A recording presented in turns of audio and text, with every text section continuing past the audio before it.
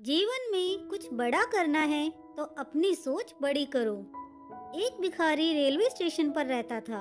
वह रोज ट्रेन में चढ़ता और एक स्टेशन से दूसरे स्टेशन तक जाता था। रास्ते में वह ट्रेन में बैठे यात्रियों से भीख मांगता था। कभी उसे पैसे मिलते, कभी नहीं भी मिलते थे। उसकी जिंदगी इसी तरह ट्रेन में इधर से उधर आते जाते और भीख मांगते हुए गुजर रही थी।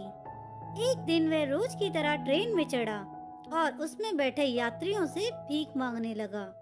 वह एक कंपार्टमेंट से दूसरे कंपार्टमेंट में घूम रहा था। तभी एक कंपार्टमेंट की कोने की सीट पर उसे सूट बूट पहना एक व्यक्ति दिखाई दिया। वह व्यक्ति काफी अमीर लग रहा था। भिखारी ने सोचा कि इस मालदार आदमी से ज्यादा भीख मिलने की गुंजाइश है। वह उसके पास पहुंचा और पैसे मांगने लगा। सूट बूट पहने व्यक्ति ने उसे पैसे देने से इनकार कर दिया, लेकिन भिखारी डटा रहा और उसके पीछे पड़ गया। भिखारी की इस हरकत पर उस व्यक्ति को गुस्सा आ गया। गुस्से में वह बोला, बड़े अजीब हो, मैं तुम्हें पैसे देने से मना कर रहा हूँ और तुम मेरे पीछे पड़ गए हो। चलो ठीक है, मैंने तुम्हें पैसे दे भी दिए, तो ये तो बताओ कि बदले में तुम मुझे क्या दोगे। ये सुनकर भिखारी सोच में पड़ गया। कुछ देर सोचने के बाद वह बोला, साहब, मैं आपको क्या दे सकता हूँ? मैं तो एक भिखारी हूँ। लोगों से मांग मांग कर अपना पेट भरता हूँ। किसी को कुछ देने की मेरी औकात ही नहीं है। जब किसी को कुछ दे नहीं सकते तो मांगा भी मत करो। सूट बूट पहने व्यक्ति ने भिखारी से कहा और वहाँ से उठकर चला गया। उस दिन भिखारी जब ट्रेन से उतरा तो सोचने लगा कि मैं लोगों को क्या दे सकता हूँ। नजर इधर उधर दौड़ाने पर उसे फूलों से लदे कुछ पौधे दिखाई पड़े। उसने सोचा कि जब कोई मुझे भीख देगा तो बदले में मैं उसे एक फूल दे दिया करूँगा। उस दिन के बाद से वह अपने साथ एक झोले में फूल रखने लगा। जब भी कोई उसे भीख देता, वह झोले में से निकालकर एक फूल उसे दे देता।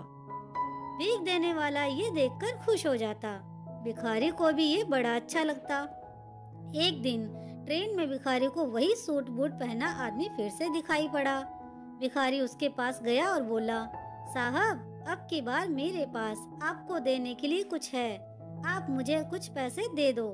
उस व्यक्ति ने अपनी जेब से कुछ पैसे निकाले और भिखारी को दे दिए। बदले में भिखारी ने अपने झोले में से एक फूल निकालकर उसे दिया। वह व्यक्ति खुश हो गया और बोला, मुझे लगता है कि तुम व्यापार सीख गए हो। तुम्हें लेन देन का मतलब समझ आ गया है। जब तक किसी को कुछ दे नहीं सकते, तब तक उससे कुछ लेना नहीं चाहिए, समझे? उस व्यक्ति का स्टेशन आ गया था।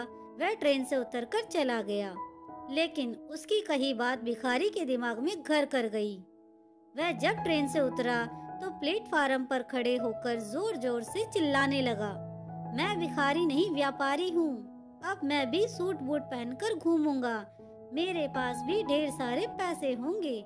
लोगों ने उसे ऐसे चिल्लाते हुए देखा तो सोचा कि ये भिखारी पागल हो गया है। उस दिन के बाद से 6 महीने तक वह भिखारी ना स्टेशन पर और ना ही ट्रेन में नजर आया। 6 महीने बाद एक दिन ट्रेन में 2 सूट बूट पहने व्यक्ति मिले। एक व्यक्ति ने दूसरे व्यक्ति से कहा, आपने मुझे पहचाना? हम पहले 2 बार मिल चुके हैं। नहीं तो, मुझे ऐसा नहीं लगता। मेरे ख्याल से हम पहली बार मिल रहे हैं। दूसरे व्यक्ति ने उत्तर दिया, आपको शायद याद नहीं सर, मैं वही भिखारी हूँ जिसे पहली बार आपने सिखाया था कि लेन देन कितनी बड़ी बात होती है, और दूसरी बार सिखाया था कि मैं भिखारी नहीं, व्यापारी भी बन सकता हूँ, बशर्ते मैं अपनी सोच बड़ी कर लूँ। आज देखिए, मैं एक व्यापारी बन गया हूँ। आपकी बात मानकर शुरुआत में मैं फूल तोड़कर बेचने लगा।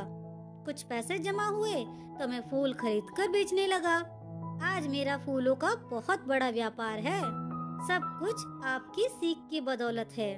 आपका बहुत बहुत धन्यवाद सर, मेरी जिंदगी बदलने के लिए।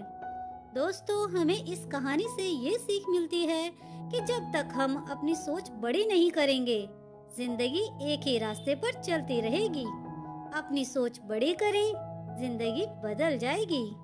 हम हमेशा छोटी सी चादर में ही सिमटे रहते हैं और सोचते हैं कि हमारी पहुंच बस इतनी ही है, इससे आगे हम बढ़ ही नहीं सकते।